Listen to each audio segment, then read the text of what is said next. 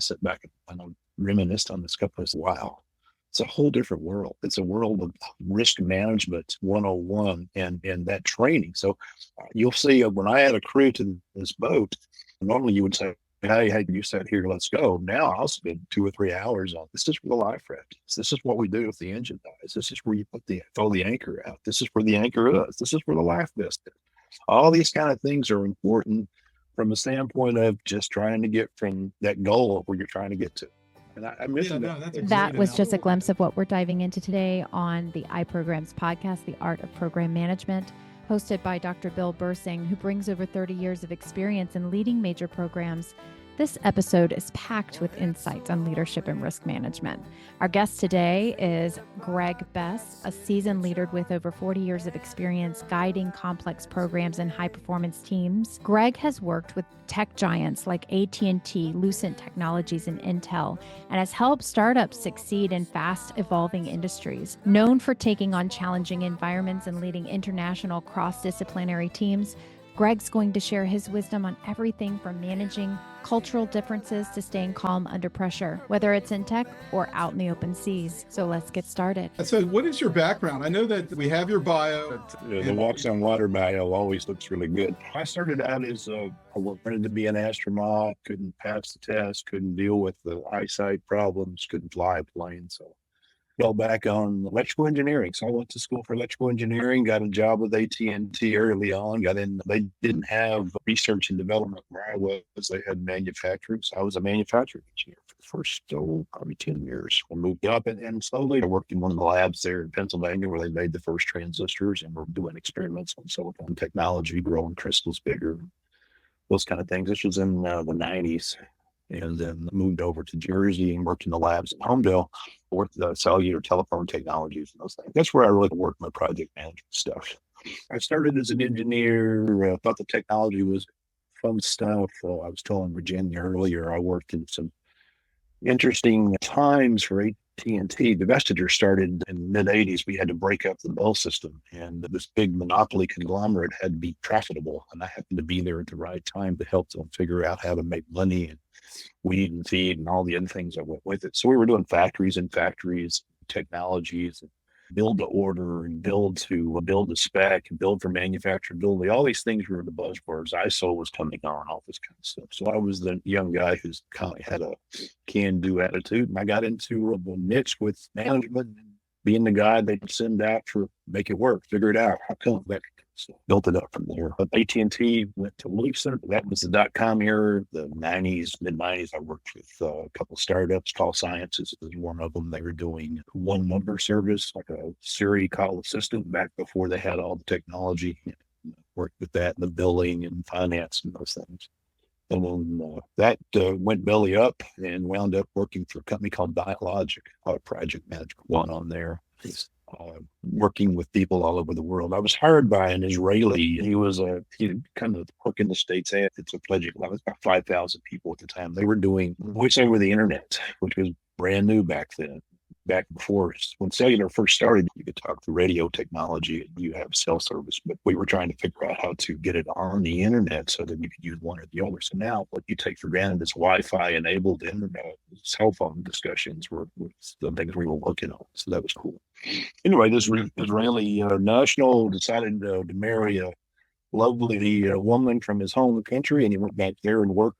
So he was there for about 10 years and realized he needed somebody to help be a liaison back and forth. So they hired me to do both. So I really honed the interpersonal skills in that arena, this nationals, foreign nationals, and other things.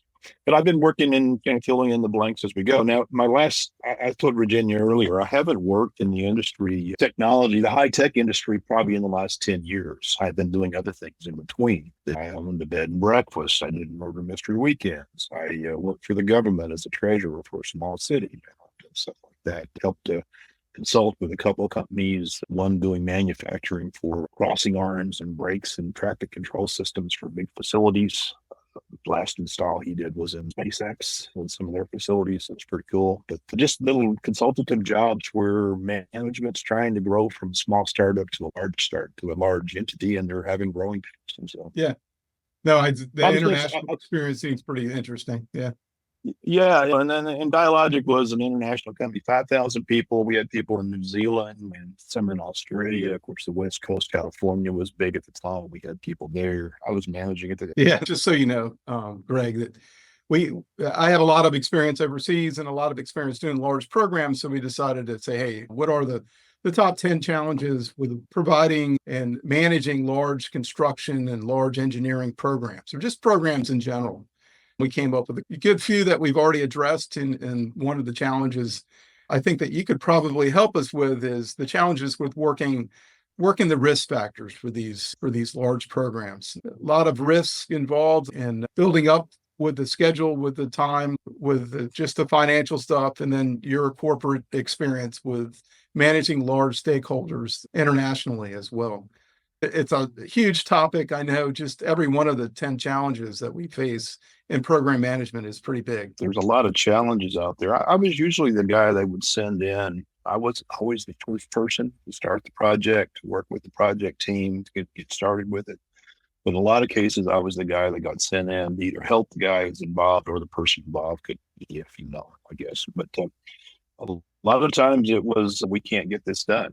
These goals aren't being met. Something's going on. So what I would get into would be the personal, interpersonal skills with those challenges. You have a lot of creative people dealing with software technologists, people doing voice over the internet, speech recognition, wafer fabrication, chip design, trying to get more MIPS into a processor, those kind of things. And so I found that a lot of what the challenges were when I would go in would be that you have a team, very creative, but they're not working as a team. They're in their silos. They're dealing with cultural issues. We don't speak the language. We don't understand the jokes, all those kind of things. And so I would spend a lot of time. Technologists may go and study the specs, the blueprints, the layouts, and those things. I would have a general knowledge of that, but I'd be looking at the things that were important to the people, what drives it. It's not always money. In project management, you don't have the luxury of hiring and firing people. You may have some input into their salary administration and the time off and stuff. But when it comes to it, you're motivating people by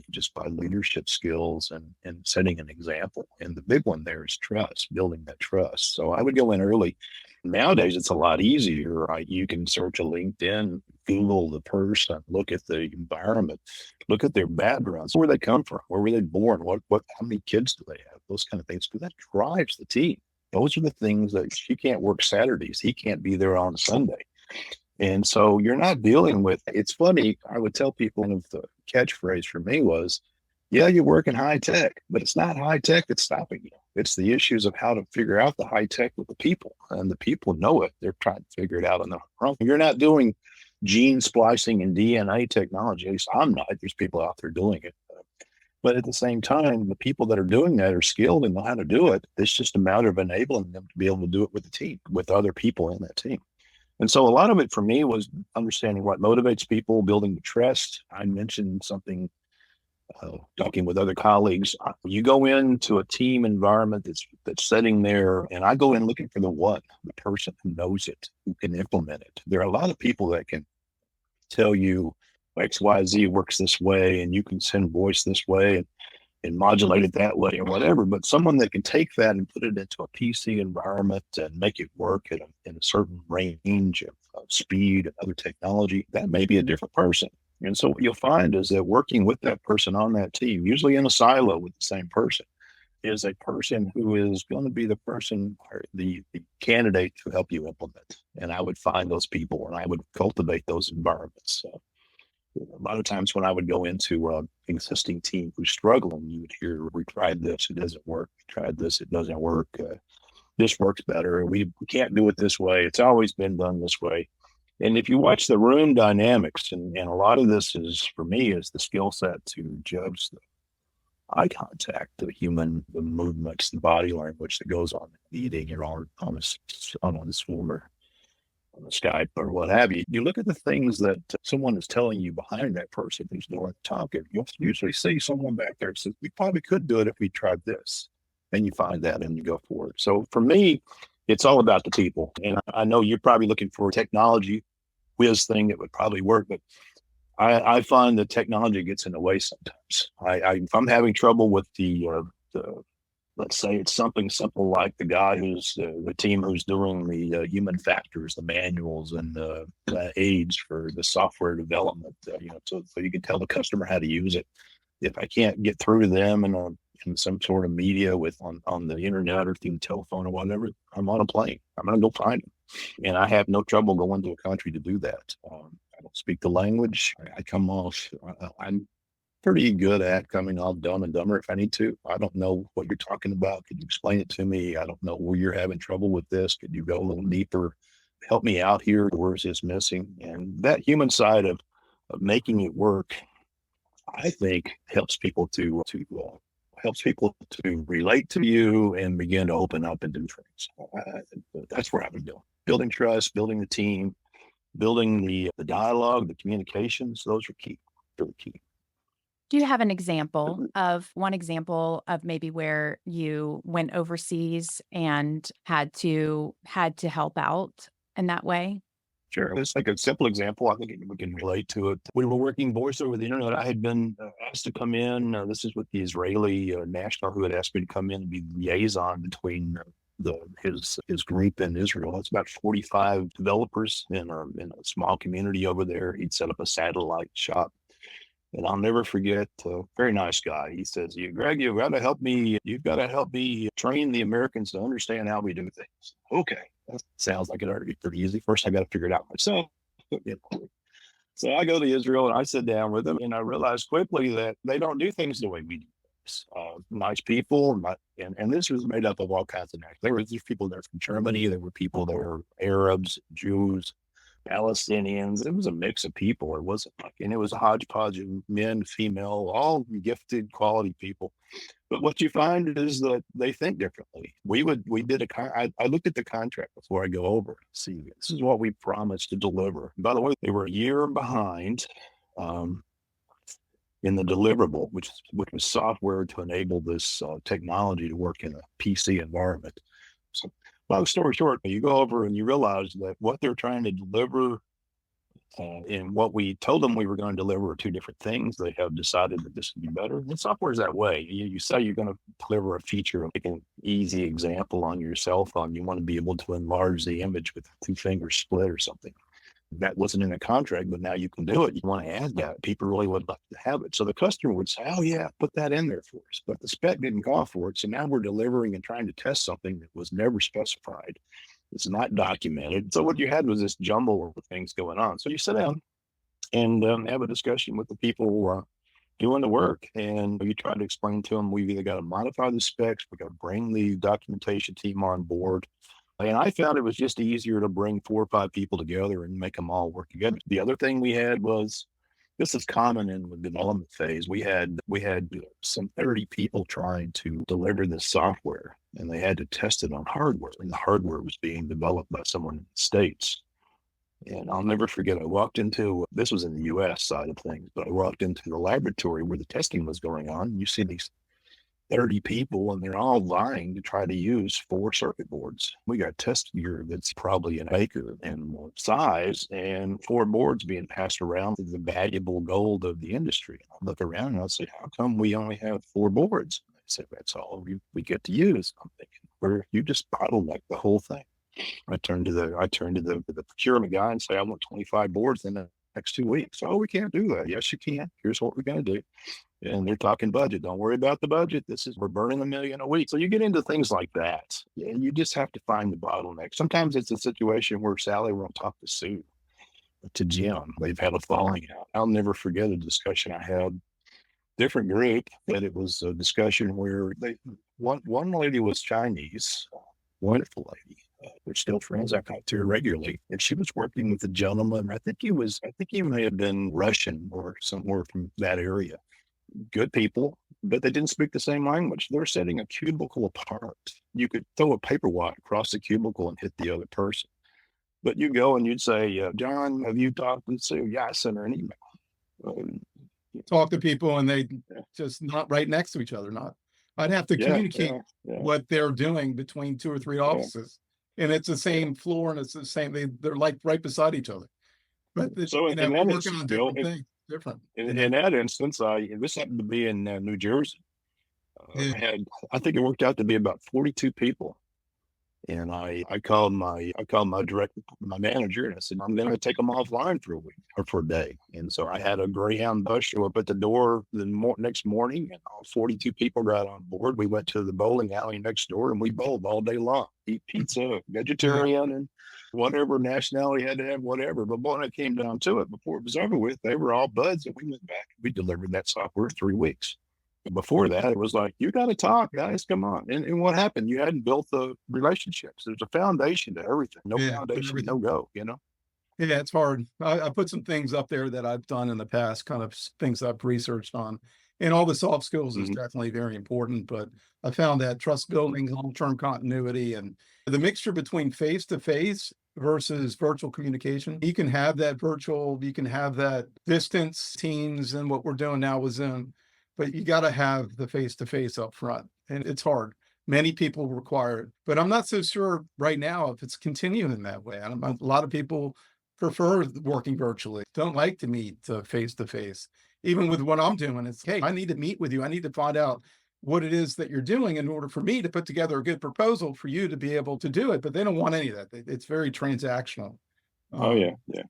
I think it's And I'm not becoming sure that's bad. It's transactional. just a matter of it takes new techniques. I think it's harder on the project program people to be a face ID contrast what's going on in the team, those kind of things remotely, but at the same time, it can be done. I'm sure AI will start adding some sort of cheese drifting off kind of variables in your zone, your podcast scenarios, and what have you, so that you can start being able to get some aids to do that. But I'm not sure that it's not going to be continued going forward. It's got to. It's just a matter that we've got to be more willing to learn as project managers, program managers, to do things like that. Yeah, it is challenging though. I bet the IT business has more experience than in our industry with engineering services. When you're asked to do things for a client, here it is. I have a large project, whether it's 1 million or 200,000, 300,000, and you propose on things. Do you usually meet with them first if you don't know the client, or is it virtual? I think within your world, it's mostly virtual. Mine stated, I can't really get into nowadays. What Yeah. the last couple of things I did, I was in. It's funny you mentioned the World Trade Center. I was in the original World Trade Center in May of 2001. One of the last things I did before I took a sabbatical and, with my wife's health. But we were sitting in a meeting. We did have the clients there, a representative of the client. It wasn't the client, but they were discussing streaming. They were discussing the fact that they wanted to be able to stream individual programs to yourself and others on a one-by-one basis. And I'm sitting there, of course, the naive guy that I was, that's impossible. You got to have a streaming technology and a bandwidth on the network. That's it. Don't hurt it.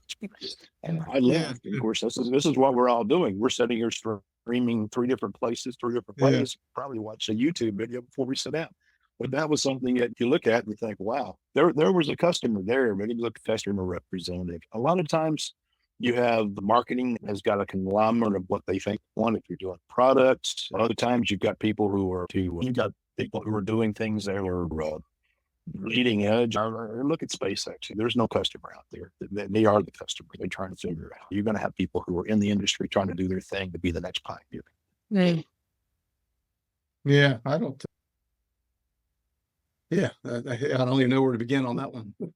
Yeah. It's Hey, tough. by the way, if they need a project manager to help run the sweep the floor team in Boca Chica, I'm there. So just put me down. I'm going, Yeah, there's a lot of challenges that I think the IT and telecommunication world has faced and that we're just up against right now. Our world here with engineering and services, that electrical engineering probably more than most people, but for large programs, it's if you're on the ground, you need answers really quickly. So it's become very transactional. They've used, and I've spoken to just potential clients who own pretty large companies doing construction. I'd say, hey, can we offer these services, engineering, scheduling, or whatever? And they're like, yeah, we can just go to the internet and get this stuff. And it's mind boggling how close minded these guys are to not understanding what it is that we're offering. Trust and team building and making this, whatever they're doing, more powerful than what it is. They're just looking at, hey, what's the lowest cost? They've already bid this thing out. And maybe that's our demise, that we're doing this low price, lowest price, technical, whatever. and just trying to get this thing out the door so the customer has it for an okay price and they're not going to risk anything. But with that, they're risking a lot because I just see so many change orders. I see so many people with legal problems, and then I come in and I help. Or our company comes in and I give 2 or 3 people and they're just putting out claims or doing their scheduling or doing all this stuff in the back end because they didn't really get it to begin with, or they didn't have the right team to begin with, or internationally, it's because they just didn't know how to start the team to be able to get the right Americans or the people who understood the culture to be able to mix in with everything. Like you were saying, the culture communication is very important as well. By working in a corporate environment, with you work with a team, you begin to get knowledge of who the best team players are. You start picking that team. And so when you're doing the next project, you can pull from that pool and have people, and you built this team and you built some people that you can trust and work with, and you add on as you go. That's a luxury. The environment where you're talking, where you're having to go in, cold turkey, and get on a job and then pick up the contractors and all the people that are out there in the field in situ or what have you. That's a little tougher problem, I think. And it's harder to deal with. Can you trust them? Can you deal with them? One of the things that I deal with that I saw several times, and people would just laugh at until you've experienced it. But I've had a team who, for whatever reason, thought they were on the right path to deliver to the goal, maybe some subset of the goal, and they would fail. And it would be one of these, God, what have we done? This is not working. We're down this blind alley. But that team usually was the team that would get me to success a month later, 2 months later, because they have experienced that failure. They have done it together. They have pulled themselves up. You may have lost a few people in the group because of it, to someone who just was heart set on this being the way to do it. Now it doesn't work. But when you get finished, you have figured out how to make things happen a lot quicker. And telling the customer, my client, that, by the way, we're probably going to fail next week, and we're going to have to regroup from that. Be patient. This is going to be something you'll be happy with. That's a sales job. But in a lot of cases, having that significant emotional event where people experience that building and bonding exercise, that's invaluable. And I've been known to work in an environment where you drive for that quickly, make the failure quickly and move on. Yeah, that's happened a lot of times. New technology for sure, because you just didn't know. Can the process take? Yeah. So what if leadership, besides driving it down, creating forms of teams that do well? And what do you think a good leadership skill would be in large programs? But you be humble. You're humble. You're one of the things I have to work on is my listening skills. You want to listen to what the people are having to say. You want to respect their background, and you want to empower that team. Your job is just to wrangle. You're not there till you can lead when you need to, but you're trying to get the obstacles out of the way for the successful people to be successful, to thrive, to deliver. And so my job was behind the scenes. If I needed to sweep the floor that night after everybody left from the party so the next morning we could finish back up, I will do it, or I'll find 2 other people to do it. And that's where I could excel. So I would tell you that if you're the leader, is going to be the one who understands that they're not the John Wayne of this episode. They're the person who's helping enable it, but they're not the one. My name will never be on the project. It'll just be, here's what this particular doctor of so-and-so did, or these team members, such and such. It's going to be one of those things where you're the unsung person. And if you know that, understand that, and you don't have to know the technology. You have to know something about the technology. Well, I'm sure you're doing construction and things. I understand the basics of diesel engines now that I have a sailboat. I'm not a diesel mechanic, but I know when someone tells me what's going on, I can pretty well tell whether they're telling me the truth or trying to sack me or what have you. And it's still there.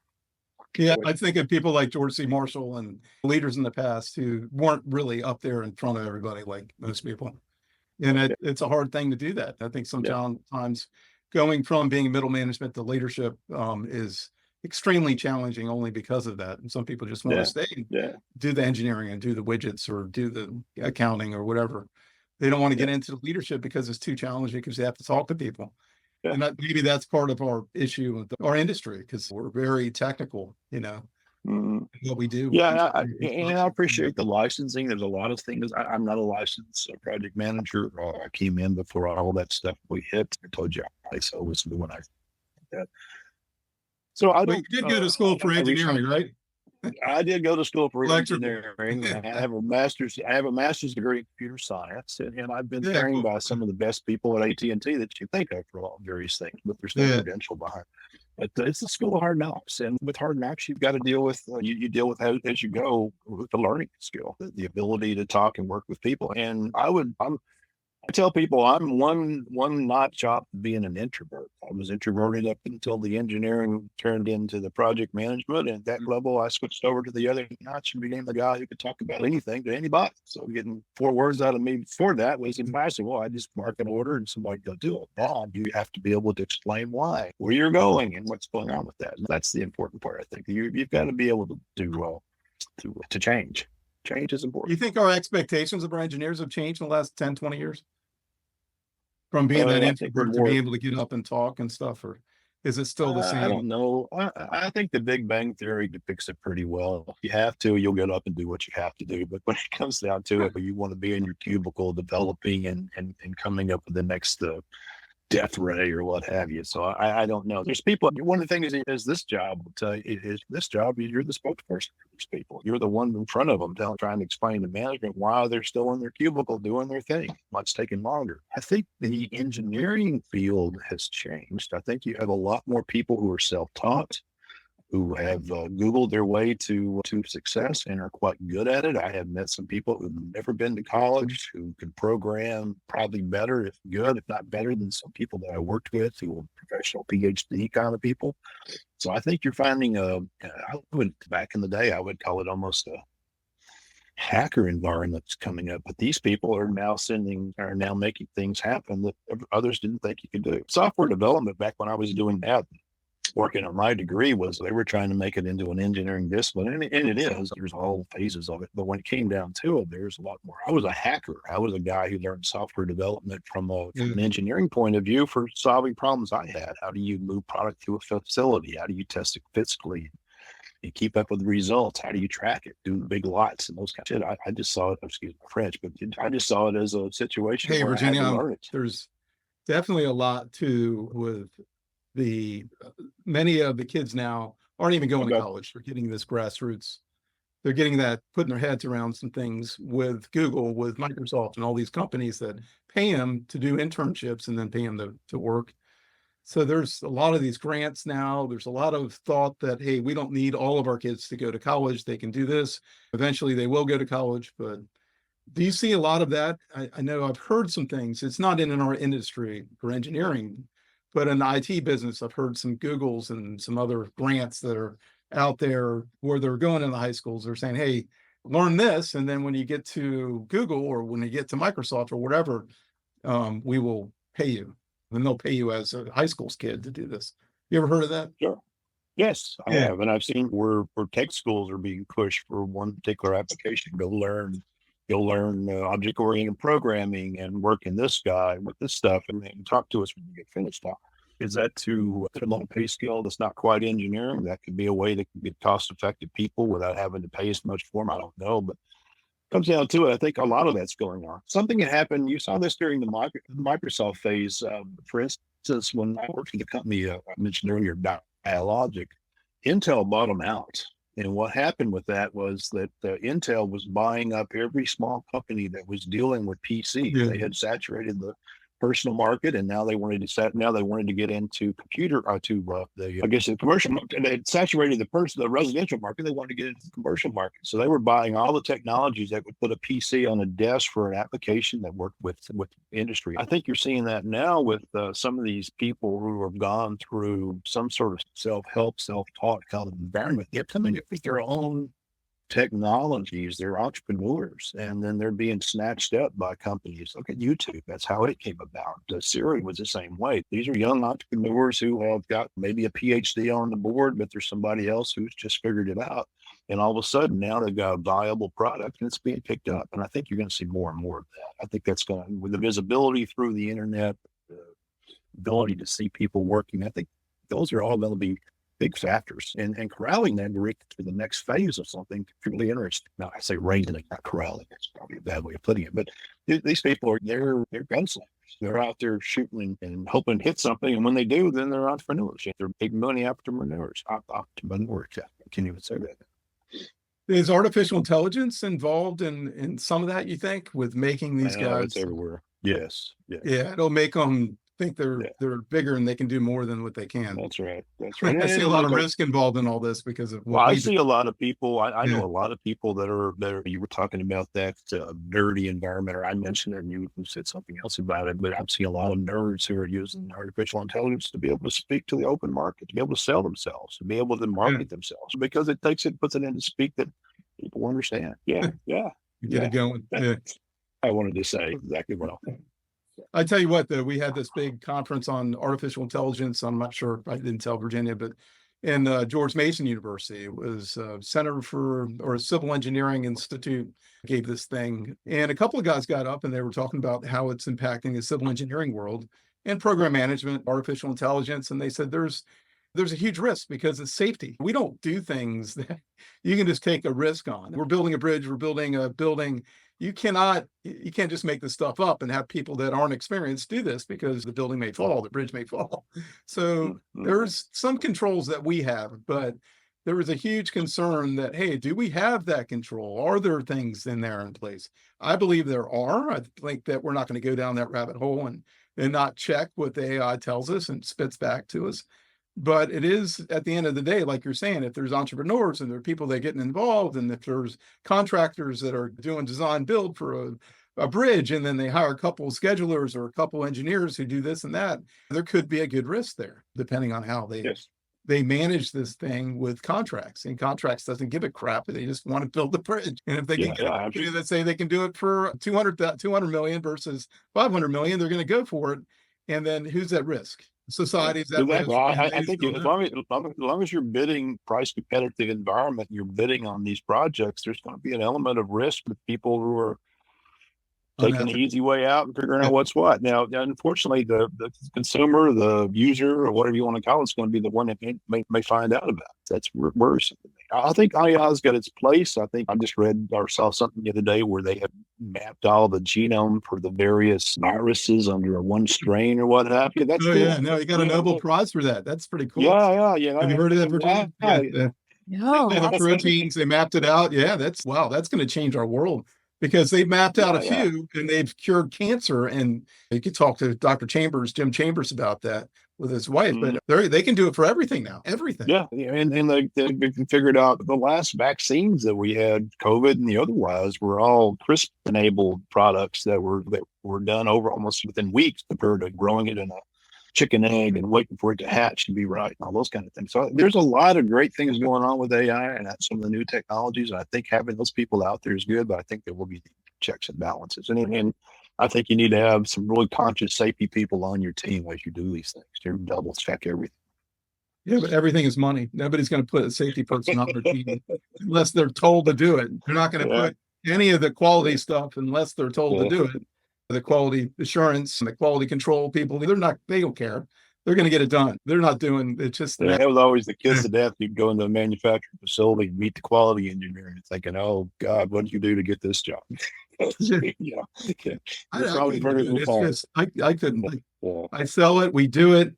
I can write the quality management plan. I can get it all straight, but doing the day to day, it's very rigorous. You got to have a personality I hired this guy back in Italy, in Damelin, in Vicenza, and he was great. He was an architect, but he was more of an extrovert, but he loved to do the quality and the safety for that matter. It just seemed to work out, but that's 1 out of 50. Yeah. Be able to get somebody that has that personality to be able to drive it. Yeah, and be charismatic enough to be able to convince others that it's important to know about it, to check with it, and that kind of stuff. Because usually come off as the guy you want to hate. Yeah, that's not what their job is. Just like you going in these big companies and doing their valuations. Shouldn't be the bad guy. I may be changing subject slightly, but I wanted to mention something to you. I've had something like 40 years of management and project management and working all this, and you make your plan and you go execute your plan. Of course, it never works out as you planned it, but you get to the goal and you have your successes and what have you. And now I've entered a world of sailing. I'm on a sailboat, and you were talking about AI and some of the things. There's now AI is plotting courses. I can say I want to go from here to Cuba. And there's an AI algorithm out there and some of these apps that will plot me a course, keeping track of the wind and currents, and Yeah. the temperature and the waves and all the things that go with it. And I've done this about 3 times, and I have on all 3 occurrences or occasions I have looked at this and said, wait a minute, that's a little shallow, that's a little risky, this is a little weird. And so what you find is you better be self-checking as you go. Oh my But God. what I wanted to get into was what I wanted to get into really is the issue of in a voyage on a boat. You have the best equipment, you've got everything tuned, you change the oil, you've checked the weather, you've checked the currents, and now all of a sudden you're dealing with the fact that it's all up for grabs. You never make the same voyage twice because of Yeah. changing wind and all the rest of it. And there's always a Murphy out there that's just also unpredictable. Here, the environment is the training, being ready for the safety part of it. What do you do if you have a wind situation? What do you do if you have a rogue wave condition? What do you do if your engine dies when you're in the middle of 4 knot current going into that environment? And so a lot of it for me, from project management, I just think I sit back and I reminisced on this couple of, wow, it's a whole different world. It's a world of risk management 101 and that training. So you'll see when I add a crew to this boat, normally you would say, hey, you sat here, let's go. Now I'll spend 2 or 3 hours on this. Is where the life raft is. This is what we do if the engine dies. This is where you throw the anchor out. This is where the anchor is. This is where the life vest is. All these kind of things are important from a standpoint of just trying to get from that goal of where you're trying to get to. And I mentioned no, that's a great analogy. It's a new world. It's a new world. No, it is. It's a great analogy because what we do in project and program management, people don't understand how the risk involved. And that's why we said, hey, what are the top 10 risks in program management? Because when you do make that voyage, you're going to, it's not easy, man. And then you just talk about one thing like your safety, knowing about on safety on construction. It's not just good just to get that training. You got to know it. You got to have the people that have first aid. You have to understand that something's going to happen, and it's better be a near miss because if it's not a near miss, then it's a miss, and you're going to be in trouble. Back to one of your original questions and what would make a leadership trait, being able to manage through one of those risks, that near miss or whatever it is, be calm and be cool about it, and be able to, because you got a crew watching, or do we fleet or fly? Do we jump in the life raft? Do we start bailing? What are we doing? I was in a blue water scenario coming back from St. Martin going to Newport, Rhode Island, and it's a 10-day trip out in the open ocean. One of my first, actually. I had done this before. I had 4 or 5 other colleagues with me. We hit weather about halfway. It was a beautiful day. It was just high winds and the really what I would call troubled seas. The wave action was coming at you from the wind and from something else the other way, and it was just, we were being beat around. And I put the boat on autopilot and went down as you're supposed to. You can go find the captain. Captain, what do we do here? And this guy gets up. He has a pair of jeans on. He's barefooted. He throws on a all-weather. It's raining, I should mention, and they're starting to mist, I guess it is. I'm blowing pretty hard. This guy puts on an all-weather jacket, walks out to the big wheel on the back of this boat, proceeds to steer this boat for 3.5 hours, hand steer through this weather. We're all watching, 5 guys. We're thinking, God, if he can be cool like that, do it. This is because we thought it wasn't the end of the world, but it wasn't the best of conditions.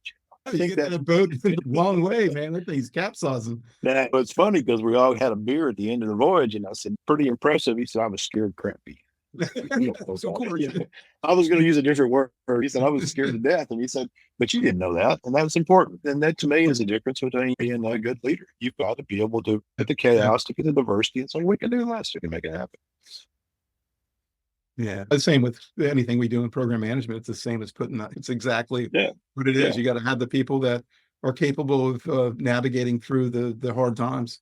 And if you don't have those people, and people just start jumping ship on you, then you're not your job as the leader in the background to figure it out. And you shouldn't be the one jumping up every time to put out the fires either, as that leader of the program.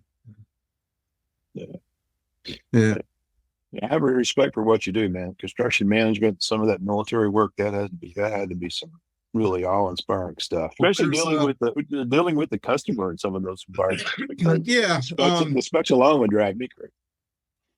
Yeah, it goes from A to Z. They're really competent and really good at what they do, and they understand the stuff because they've been around. And then you deal with the guys and new guys who just come up. They think they know everything, and it's okay. You don't really know everything.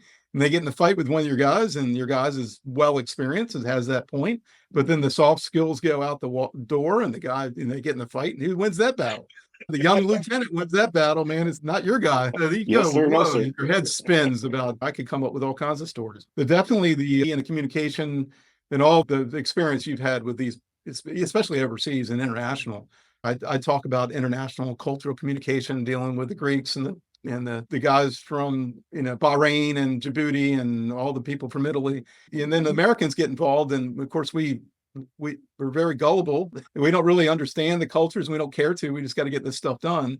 It's our project. There's some challenges, but in your business, in your world, that was probably really challenging, and more so than what you alluded to. Yeah, and then you throw in the contractors that someone's brought in to help do the job, and the contractor's paid by the hour by a third party who doesn't care, just do this to spec, and you're dealing with contractors and contractor representatives for the software. We delivered it. A lot of it was coming out of India, good people, but it's coming out of India. Oh, I love it. One of my most interesting jobs when I was working, I was trying to do project management. We tried to partner with Microsoft. What a world. Those guys were working 24/7. Burnout was like unbelievable. We're going to California to work with them. Yeah. I forget the project, but it was while I was with Dialogic, and it was the whole world. I just saw that world and I thought, oh my gosh, but that's the world we're in now. I saw one of the project managers from SpaceX was on, I think it was a little snippet on YouTube. And she was talking about the environment. She says, I tell my staff it's a SEAL Team 6 on steroids. You better be ready for the work environment and the rush, because you're going to be rewarded greatly, but it's going to be nonstop bot for whatever the duration of the project is. That's a new world too. That is hurry up and do it. Yeah, we talked about that. We call that high performance teams in our industry. I've worked with a lot of these high performance teams. I've created them from scratch, and it's wow, that's cool. Once you get going, and you're right, there's a lot of energy, a lot of things, and as a leader of that high performance team, you got to figure out what to do and where to put input, because I would think burnout and family life and quality of life are all variables that pop into that world that you got to be involved with it. Wow. No, but you'd be surprised. I mean, I think the energy behind everything, people understand it. People are more in touch with the interpersonal communication when they're doing high performance stuff. I agree with you. I agree that, hey, you can burn out.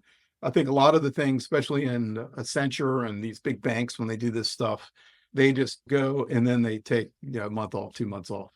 And that's how I used to do it. That's what I used to do. But yeah, you just go and you go. You're like, hey, here it is. Here's what we can do for you. And then you get the team together, and then after 6 months, you're sitting okay. Yeah, but you got to remember, I came from the world of AT&T. It was a 9-to-5 job. We had 3 breaks on the job. If you worked overtime, they paid you extra. That was the engineering world I entered. That's Italy. Something. That's the Italian version of a U.S. job. Italy was great, but they were very hard workers. I can't say they worked less. They did work the same, but we always had breaks at 10 for coffee and 2-hour lunch break, and then come back and at 4 o'clock or 5 o'clock and then work till 8. And you get the 8 hours, 8 or 9 hours in. And I think it worked out better just because you knew the people that you were working with. You were able to communicate. Give me one more scenario. You remind me of things that come up in my anecdotal world with this, but one of the scenarios of the Israelis, when I was working with them, we had about 45 people. Everything over there was on top of a mountain. I don't know if it's some sort of be conquered kind of world or whatever, but we were on top of the mountain, a little strip mall kind of environment. Down the street from where they had this facility was a coffee shop. So come 9:30 or so, everybody in the freaking place would go to the coffee shop. You send 40 people to a coffee shop, how long does it take to get served? It takes hours. So they would be gone I would be trying to work with them, and nobody's there for an hour and a half. This is not productive. Now they would work late, and they would make typical American. You should have just gone out with them, man. And it was why did you go out with them? You probably would have gotten more done. There was construction. That was my other point. There was a lot of constructive work going on over those coffees, wherever they were standing, whatever they were doing. But we weren't knowledgeable of it, and I felt like it was not very productive. So what did we do? We went and bought a cappuccino machine and put it in the facility. Make your own. You froth your own stuff. So you hear that thing going 24/7 up there. I had to stock it. I had coffee coming in from Greece and all over the place. It was a wonderful environment, and production is up. People are creative, and here we go again. But that's the thing you were talking about. What do you have to do for creative teams? You got to keep them moving. You got to keep them working on things. I think that was a $15,000 venture, and it worked out great. I had a friend $15,000 for an espresso machine? Yeah. Back in the day, this was an industrial machine. It had four heads on it. It did all the steaming, it had the side stuff. It Yes. had the grinder for the coffees. And oh my God, this was Italian. And this came in from the big, and we had to have refrigerators and all that. This is before Microsoft did this free food. Google does free food all the time. This was way back there. I had a And it good kept friend. people He was moving. in Aviana who was an F-16 pilot. And we would go out, Uh-huh. Sean, we'd go out all the time. He had a girlfriend. He said, Bill, you got to go out with me and whatever. And I was single at the time, and we went out, and he said, he wanted me to talk to his girlfriend because he wanted me to go to their family's factory that made these machines. Oh my God. This is like you're saying, they were 25, 30, 50,000 15 years ago. And these little coffee machines are just awesome. And they still make them, I'm sure. Oh yeah. Yeah, they sell them all over the world. But if you don't have that in your bar, then you're not making the quality stuff. You're not making it. Yeah. That's right. No, I jump. The first thing I do every summer, because we go back, my wife's Italian, we go to a bar to have a coffee, and there's nothing like it. No matter where I am, there's nothing that. I do. And I don't really drink coffee here because I'll drink it in Italy, but I don't like it here really. That's impressive that you did that, because they would respect the hell out of you for buying something like that. Yeah. But it's different. Yeah. So same thing happened in the States. I was in charge of system tests for testing a big telephony product. It would take weeks. You put the thing on, you start hammering it with calls, basically 58,000 calls an hour, trying to make it fail. This is when you're doing telephony you're doing telephone switching on a PC. Back then it was an Intel, I forget what size, but it was probably state of the art in 97, 96, whatever.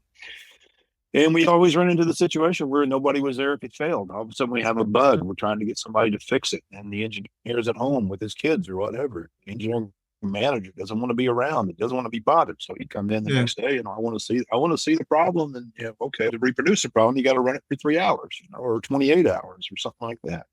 We went through this for a little while and I thought, we could fix that. So I put 2 bunk beds and a nice coffee bar and all this kind of stuff in the test facility. And we started having engineers sleep over. You're on duty, man. Come on.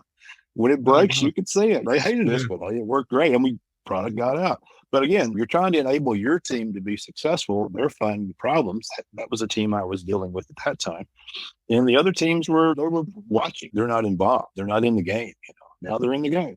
Might be sleeping over. And there's usually a poker game involved, and there are all kinds of stuff and shenanigans.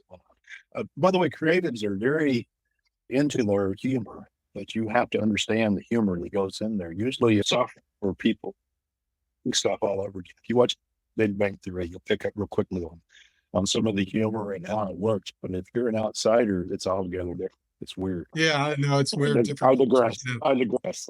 Yeah, no, we have different cultures within the U.S. military. The Navy has a different culture than the Army, different culture than the Marine Corps. It's just different acronyms, different things, different ways of doing business. Yeah, and you're driving to learn that stuff.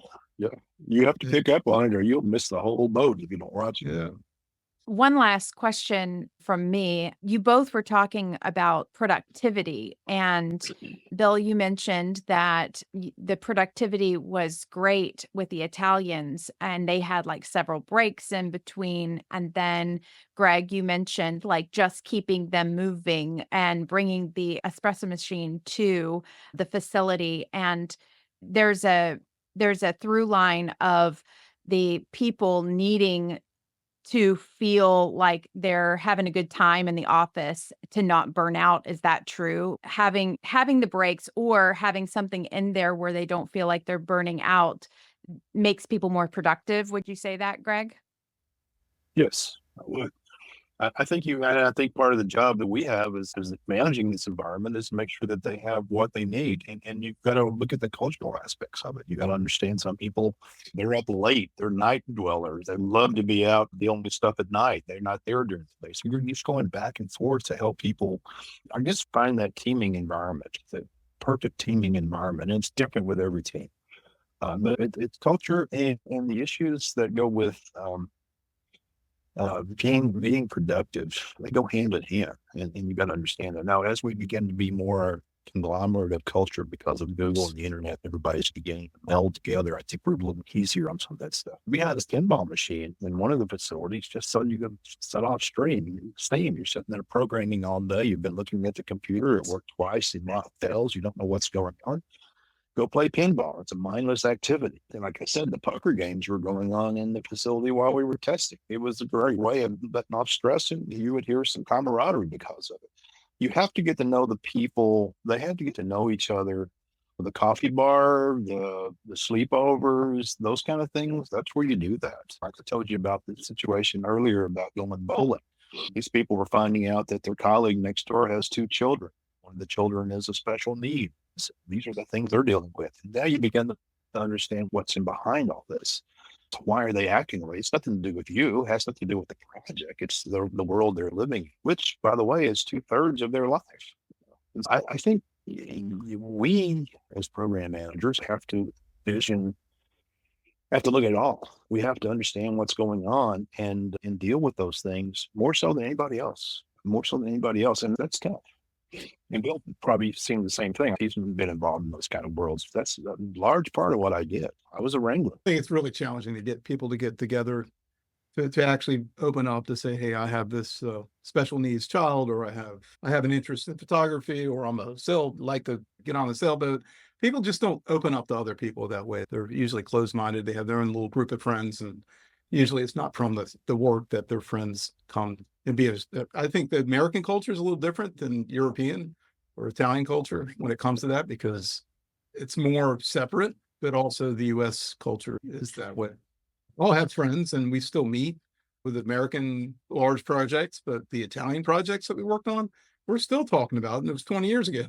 And we still meet every year for the Naples Improvement Initiative. We're Americans, but we all want to keep that going. Every Christmas we'll have a party or something. That project did it a long time ago. I have a different world. I told you I did many things in between, and one of the things I did, I wouldn't call it project management, but it's a soft skill, is we had a bed and breakfast. This was before Airbnb and all that. We had 9 rooms, and we had people coming to a small resort to be a part of it. And business was always waning in the fall, so we did murder mystery weekends. Well, where I'm going with this is you take 9 couples. That's cool. Yeah. And you give them a 2-paragraph sentence or instructions on who they are and what they're playing. Don't get into any of the details. And you ask them to come to your place. They bring a costume or 2. And for 2 days, they play murder mystery. And you get to watch the interplay and the dynamics with that environment. And it's an amazing thing. Of course, I was the guy behind the scenes cooking dinner and staying out of the way. And the wife was the wrangler, I guess you'd say, out front. So I got to observe the back stuff. But the key thing was we had this moment. It was a Friday night. They would all come together. One mystery, you'd have the dawn of the mafia family get killed in the barbershop down the street. And the police, my friend, the police chief, would show up at the door, sirens blazing, telling everybody that they're now suspects and they can't leave and all this. And so you throw them into a little mayhem. Of course, there's a little bit of libation going on and some drinking. But you have this group of people, never met each other, other than being spouses. They might have some friends involved, but not everybody knows everybody. And what would happen was, we called it spontaneous laughter. But somewhere on that Friday night between coming and then going to bed, you'd have this outbreak, spontaneous, loud laughter in our living room. And game on. We're here. We're good to go. And that was when you had a gelled group. And they were then the next morning over breakfast, which wasn't part of the mystery. They were sitting there talking about their grandkids and whatever. They would never have talked to anybody at that breakfast table if they had not had broached that discussion and had that laughter or had some aspect of breaking that ice. So your point about people don't normally talk, I learned a lot in that environment about how to get people to open up and talk. We had people that would come to the bed and breakfast. It's a bed and a breakfast. We served a 3-course gourmet breakfast every morning.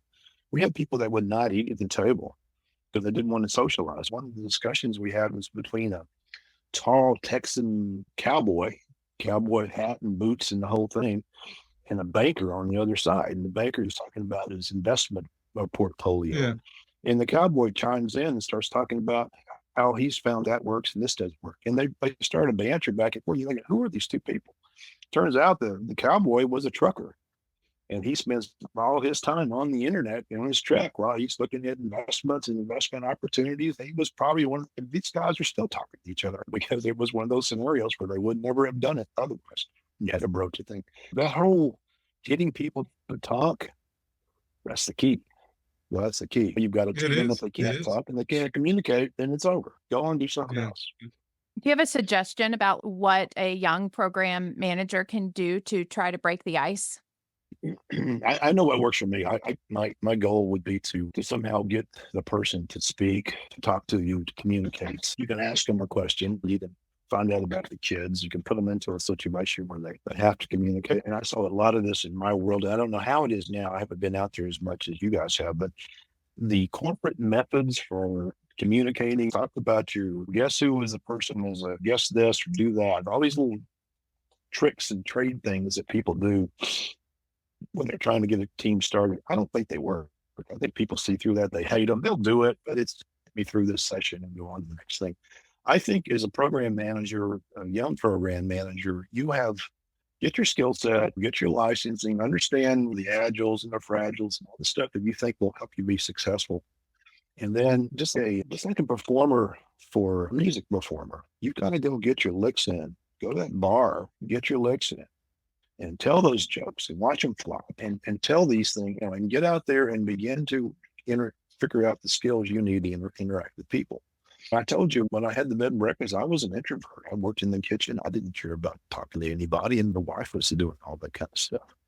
So I did things like I had an old truck sitting out back. I had a fence that had geese carved on the top of it. I had flowers in the flower bed. Those were all my things. Somebody walk up and say, how come you got that old truck out back? What model is it? It's a discussion to talk. Why did you put geese on that fence? Well, it's a discussion to talk. Where are you from? Where you been? Who's your mom?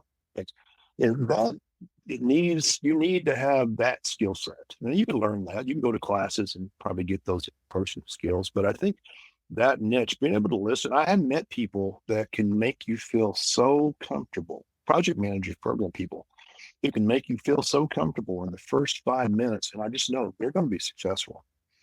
They can make the conversation start, and you want to talk to them. You want to tell them your story. That's the kind of person who's going to be able to get that last little bit of creative capability out of somebody or out of that team because they can talk through it and they're humble. One of the things I found really very helpful is you just say, I made a mistake. I can't tell you a number of times I walk up to our engineer. We're going down path B. It's failing on us. And I look at them and I say, look, I made a mistake. This is not obviously going to work.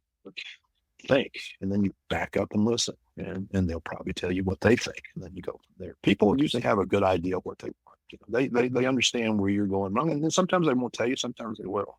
I don't know if that answered your question, but that's what I would do. Yeah, I could add to that a little bit. I think you hit on it. It's important to understand your business world. It's not important if you're young and you're going in and you're communicating and you're in there, like you said, you just have to get engaged and this and that. But I think it's also important throughout your career to understand what your hobbies are, to understand what you like to do, what you outside of the work environment are and who you are as a person, because that creates the ability to talk to people. That creates the ability to handle the stress, because without that, being able to run, to be able to get on a sailboat, without that hobby, the stresses you'll feel, which, you know, with your 20, 30 years of experience, especially in program management, it's going to be even worse. Everything that you have, everything that you see, every stress will be compoundedly just worse and worse. You don't have that outlet if you don't understand where you're going to go, who you're going to talk to outside of your work environment.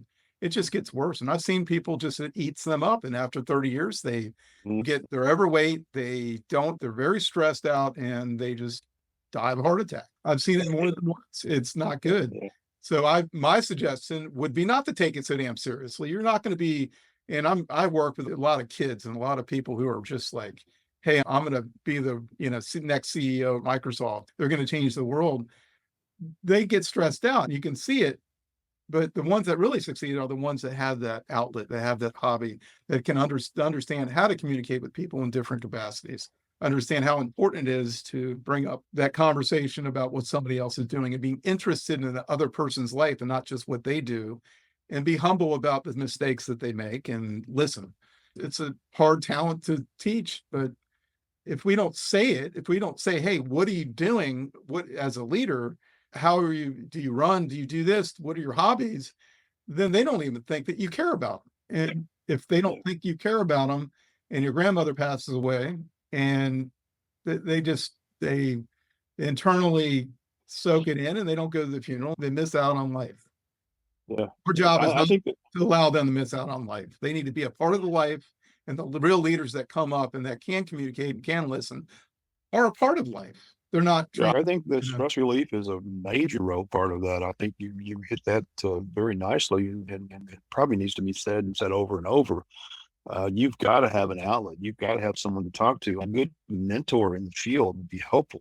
You do this till it hurts. And when it starts hurting, you go do something else. You get out, you go throw a ball, you go sail a boat, you go do something you can control that has an outcome that you love to do. It could be dancing, it could be listening to music. It doesn't matter.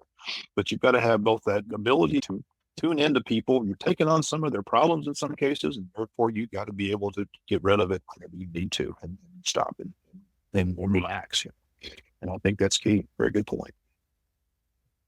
That's so I think, true. It's so true that as a leader, you do take on, as you become more sensitive to others when their needs, you can take that on yourself. And so it's so important to have an outlet. Yeah, and you also have this situation where, speaking of taking on other people's problems, there will be times when you cannot do that, and That's right.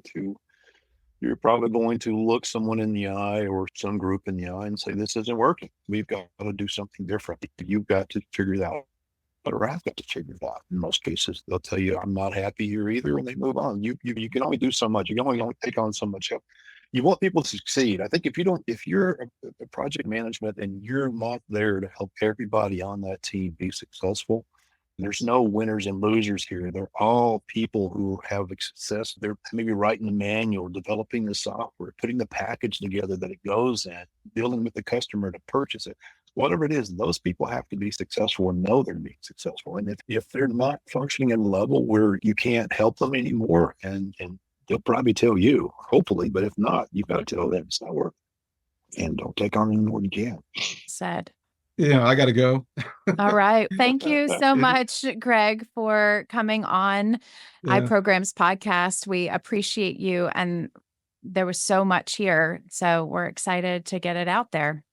Hey, thanks for having me. I appreciate being able to talk to it and meet some young professionals like yourselves who are working the field. And I think Bill doing with this PS stuff is important. I think people need to be hearing this more and more. I think there needs to be a forum where people can tell you what they're feeling and ask questions around how did you handle that. And this is probably a great place to start that. So good job, guys. Appreciate it. Good luck to you sailing. It seems like you're on the road somewhere.